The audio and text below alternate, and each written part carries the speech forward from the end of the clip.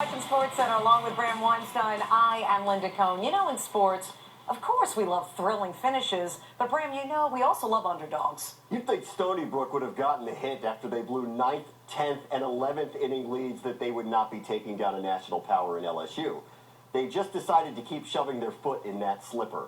It was only game one that they had that epic, terrible failure against the Tigers, but they won game two, and now they had a winner-take-all game three.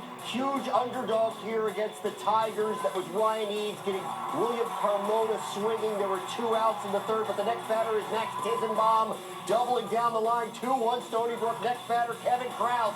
And now Krause's coming through. They got a run coming here to Stony Brook.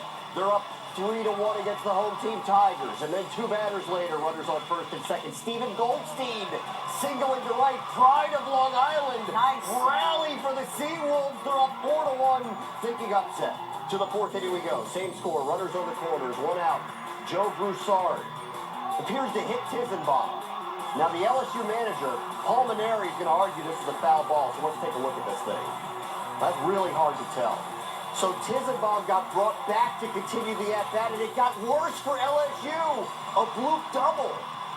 And Mason Katz comes in, 2-run score, 6-1 Stony Brook. This is no fluke. They trailed only once in this series, and that was the walk-off hit in game 1 in the 12th. Bottom 4, same score. Frankie Van Durka pitching in a jam, 2 on, 2 out. Van Durka gets Tyler Hanover to line out to end the inning. Yes, they're stoic in Baton Rouge. To the 9th, it's 7-2, 2 outs.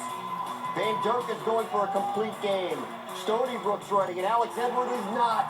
Game over. Stony Brook advances to their first College World Series in school history. The 6-time national champion done. It's the first time they've ever lost a Super Regional at home as the fans storm the field. And how about that gesture from the LSU fans giving Stony Brook the high five? Linda knows a lot about Stony Brook. We're up 10 minutes from there. There you go. Let's give everyone else some interesting facts about the university 50 miles east of Manhattan on Long Island. Its home stadium, named after the Rangers closer and alum Joe Nathan. This year's baseball team has won 52 games this year. That's the most in Division I baseball. Joy Behar's a big-time name that came from Stony Brook. They got some other ones now as they're off to Omaha.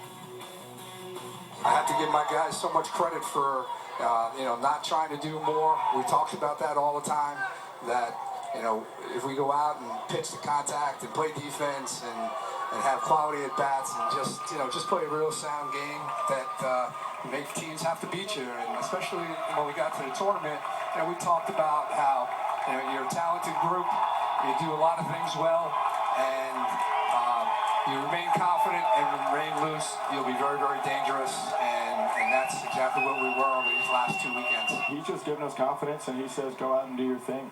He completely put his trust in the team, and he just sits back and says, guys, this is game 65. He says, go out and do what you've been doing for 64 games. So he makes the calls when he has to, but other than that, he just says, we know how to play, and he lets us.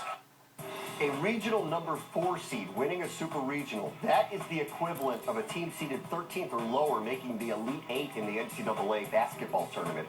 Stony Brook is just the 2nd team ever to achieve that. The other team was Fresno State, who went on to win the College World Series in 2008. The Seawolves, congratulations, they are off on their first ever trip to the College World Series. Let's go to the big board.